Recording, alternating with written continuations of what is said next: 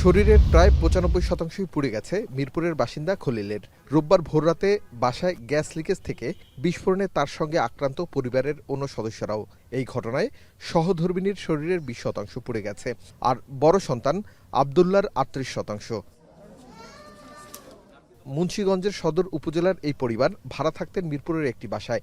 ভোর ৪টার দিকে হঠাৎ বিস্ফোরণে কিছু বুঝে ওঠার আগেই দগ্ধ হয় ৩ শিশুসহ একই পরিবারের ৫ জন।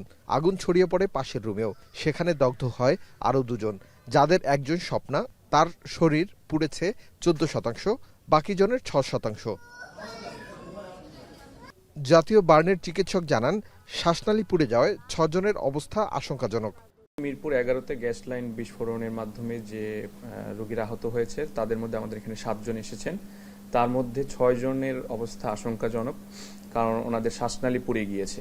৭ জনকে ভর্তি দিয়েছি, ৬ জনের মধ্যে ৩ জনকে আইসিইউতে শিফট করছি আর বাকিদেরকে এসডিইউতে দিচ্ছি। যেহেতু শ্বাসনালী পুড়িয়ে গিয়েছে, সুতরাং ৬ জনের অবস্থাই আসলে আশঙ্কাজনক। একজন ভালো আছেন, ওনাকে আমরা ওয়ার্ডে দিচ্ছি। এদিকে এয়ার ফ্রেশনার রিফিল করতে গিয়ে বসুন্ধরা পেপার মিলে অগ্নি দুর্ঘটনায় ১০ জন আহত হয়েছে, যাদের মধ্যে ২ জনের শরীরের ২০%-এর বেশি পুড়ে গেছে। নারায়ণগঞ্জের একটি ফ্যাক্টরিতে একটা বিস্ফোরণ হয়েছে, সেখান থেকে ১০ জন রোগী এসেছে। তার মধ্যে ম্যাক্সিমামেরই হাত এবং পা পুড়েছে, তাদের শ্বাসনালী পুড়েনি। ২ জন রোগীর একজন ২০% এবং একজন ২৩%। তো ওনারা আশঙ্কাযুক্ত, বাকিরা আশঙ্কা মুক্ত।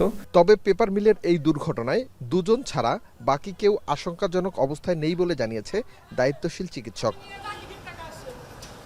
আরিফ হোসেন, এখন, ঢাকা।